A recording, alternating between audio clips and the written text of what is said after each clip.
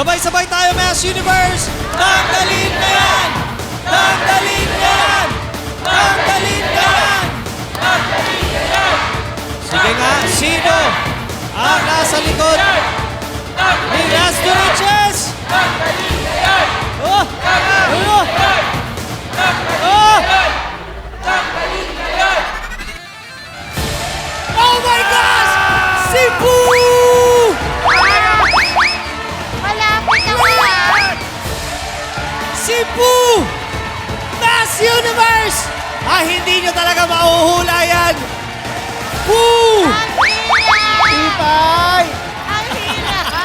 Tama ka sa komedyante, Kuya Jano. Ako, Boo! Talaga? Hello po. Kamusta na, Boo? Akala ko mas magugulat sila nung tinanggal ko yung mask. Parang mas mukha akong daga rito.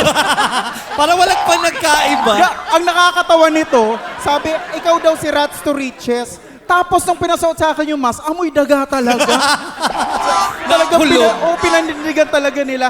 Pero naku, hindi alam nyo, pangarap ko to, promise. Totoo? Oo! Hindi, sabi ko makasali lang ako isang round kahit matanggal ako basta makita lang yung suspense, ganon. Ay, ibang klase. Talagang na-shock ang Miss Universe sa'yo. O, diba? Ay, hindi, akala ko kanina mahulaan ako ni Pipay kasi magkasama kami sa TV5 dati. Correct. Sa singgaling ni Paps, dito ako nanggaling eh. Correct. Uy, Ayun. kamusta ang experience dito? Siyempre, first time mo magsuot ng costume, kumanta. Anong pakiramdam?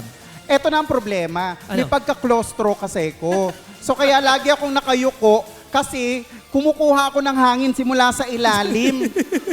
Tapos So, claustrophobic ka? oh, claustrophobic ako.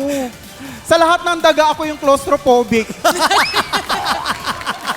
Kung saan sulok ang dumadaan ng mga daga, doon ka pa naging claustrophobic. Ay, sobrang happy kami po na ikaw ang nakita namin sa loob ng maskara ni Rats to Riches.